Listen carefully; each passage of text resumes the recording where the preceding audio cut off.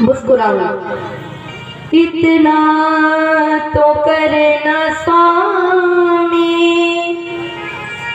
सुना है भजन, और भगवान से भी यही कहते हैं, हो इतना तो करना स्वामी, हो जब प्राण तन से निकले, हो गोविंद नाम लेकर, हो गोपाल नाम लेकर, हो जब प्राण तन से निकले, इतना तो करना स्वामी। तो भगवान से विश्व पितामह के प्रभु, मैं आपको देखता रहूं, इसी में मेरे प्राण लिखे। भगवान मुस्कुराने लग गए। अब यहाँ पर विश्व पितामह ने भगवान की बड़ी दिव्य स्तुति करते हैं और भगवान से कहते हैं, प्रभु मेरी जो मति है, पहले तो कहते हैं कि प्रभु मैं अपनी कन्या के लिए न जाने कब से वर खोज रहा हूं, उसके योग्य वर अभी तक मिला नहीं। तो किसी ने कहा, अरे ये तो आजीवन ब्रह्मचारी है, इनकी पुत्री कहां से आ गई, ये तो आजीवन ब्रह्मचारी है। तब विष्णु पितामह कहते हैं, नहीं प्रभु, मेरी मति ही मेरी पुत्री है, जिसको मैं आपको समर्पण करना चाहता हूँ, जो निर्मल है, पवित्र है, मोह माया से दूर है, उसको आप ग्रहण कीजिए, उसका पानी का ग्रहण कीजिए। आगे विश्व पितामह कहते हैं, प्रभु आपको याद है वो आज भी मेरी आंखों में आपकी झांकी बसी हुई है, जिस समय आपने मुझे, जब युद्ध चल रहा था तब आपने मुझे वचन दिया था, आज जो हरि शस्त्र ना गहा हूँ तो लाजऊ गंगा जननी को सांतन सुत ना कहा हूँ। आपने मुझे वचन दिया था कि मैं कभी शस्त्र नहीं उठाऊंगा, लेकिन प्रभु उस समय की बात है, आप एक बैलगाड़ी का पहिया लेकर मेरे पीछे ऐसे दौड़े थे जैसे एक सिंह दौड़ता है। उस समय भगवान का पीताम्बर धरती से छिपा, भगवान का जब भगवान दौड़ रहे थे तो भगवान का पीताम्बर पृथ्वी पर गिरा, पृथ्वी भैया कांप गई कि अरे इनका वचन तो अभी का था, तो भगवान भूल गए, मेरा वचन तो न जाने कब का है कि भगवान मेरे भार को उठाएंगे।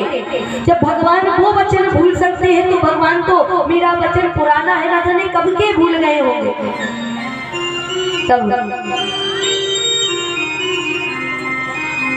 वो पीताम्बर धरती मैया को समझाता है कि मैया ये एक भक्त और भगवान का युद्ध है।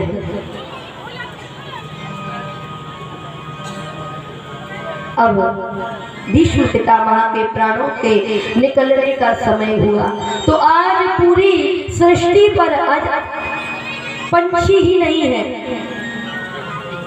कोई शोर ही नहीं है, पूरा शांत हो गया महाराज, हर जगह शांति ही शांति हो गई, मानो कि कोई सृष्टि में रहता ही ना हो।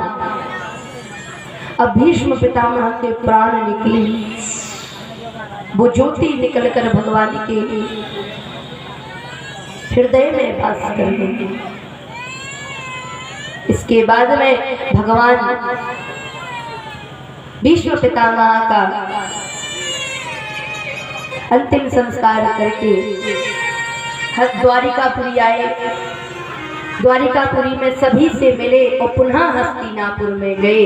जब वहां पर गए तो देखा कि जिन कुंती बुआ के गर्भ में जो पल रहा था ना बालक, अभी कथा श्रवण कर रहे थे, तो वो ब्रह्मास्त्र के प्रभाव से वो मृत पैदा हुआ। भगवान वहां पर पहुंचे, भगवान ने अपनी शक्तियों के द्वारा उस पुत्र को जीवित किया। तो भगवान विष्णु के रचित होने के कारण इनका नाम हुआ विष्णुरात। विष्णुरात नाम पड़ा। अब ये होते ही रुद्र करने लग गए।